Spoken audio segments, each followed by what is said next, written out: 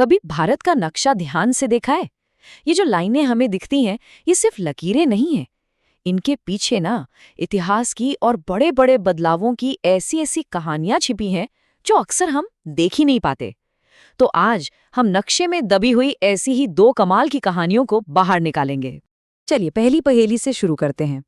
ये एक ऐसा सवाल है जो शायद कभी ना कभी सबके दिमाग में आया होगा। पश्चिम बंगाल नाम से लगता है कि पश्चिम में होगा, पर है भारत के एकदम पूर्व में। तो फिर इसका नाम पश्चिम बंगाल क्यों है ना अजीब बात। और रुकिए, एक और सवाल है जो और भी ज्यादा चौंकाने वाला है।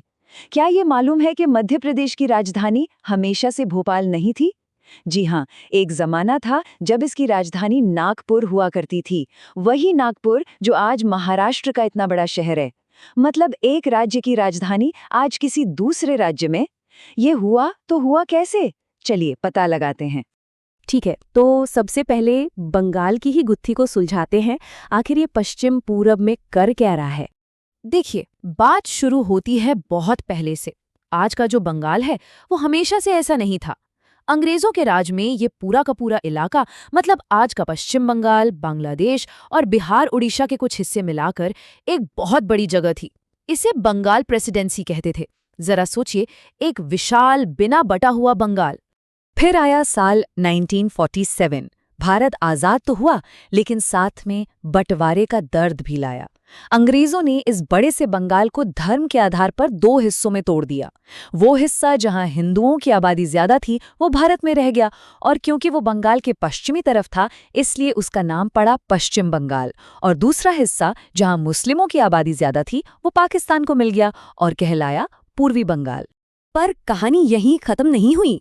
जो पूर्वी बंगाल पाकिस्तान का हिस्सा बना था उसे पूर्वी पाकिस्तान कहा जाने लगा, लेकिन भाषा और कल्चर के फर्क की वजह से वहां आज़ादी की एक बड़ी लड़ाई छिड़ी और फिर 1971 में वो एक नया आज़ाद देश बना जिसे आज हम सब बांग्लादेश के नाम से जानते हैं।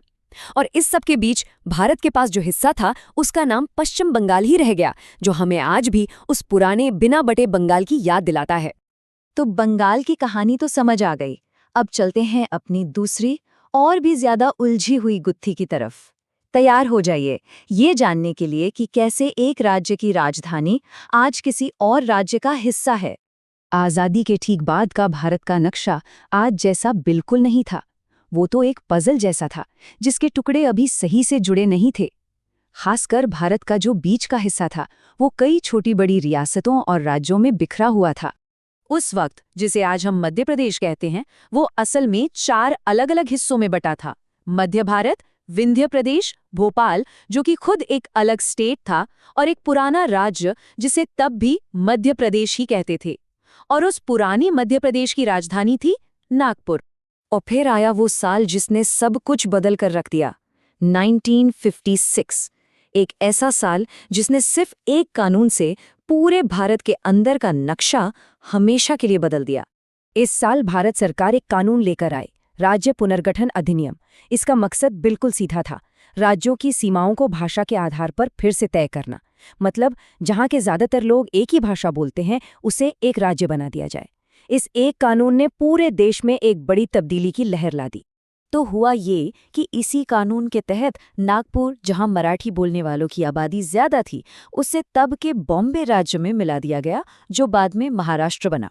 तो बस एक ही झटके में मध्य प्रदेश ने अपनी राजधानी खो दी। अब एक तरफ मध्य प्रदेश से उसकी राजधानी चली गई तो दूसरी तरफ उसे 3 बड़े इलाके मिले, मध्य भारत, विंध्य प्रदेश और भोपाल। इन तीनों को पुराने मध्य प्रदेश में मिला दिया गया और बन गया एक बहुत बड़ा नया मध्य प्रदेश। और इस नए राज्य के लिए एक नई राजधानी चुनी गई, भोपाल। और बस इस तरह से हमारी दूसरी पहेली भी सुलझ गई। तो बंगाल और मध्य प्रदेश की इन दो बिल्कुल अलग अलग कहानियों से हम सीखते क्या हैं? ये हमें एक बहुत बड़ी बात सिखाती हैं कि नक्शे सिर्फ जमीन के टुकड़े नहीं दिखाते, वो तो अपने आप में एक पूरी इतिहास की किताब होते हैं। अगली बार जब कोई नक्शा देखें तो बस इतना याद रखें कि ये सिर्फ कुछ रंगीन लाइनें और नाम नहीं हैं।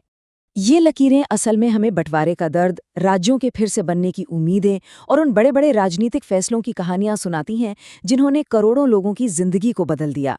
हर सीमा के पीछे एक इतिहास है, एक पहचान है और न जाने कितनी ही इंसानी जज्बात छिपे हैं। तो अब एक सवाल मन में आता है, जरा सोचिए, क्या हमारे अपने शहर या राज्य के नाम के पीछे या उसकी सीमाओं के पीछे भी कोई ऐसी छिपी हुई दिलचस्प कहानी हो सकती है? अपने आसपास के इतिहास को थोड़ा खंगाल कर देखिए, क्या पता कोई ऐसा ही अनसुना किस्सा हाथ लग जाए।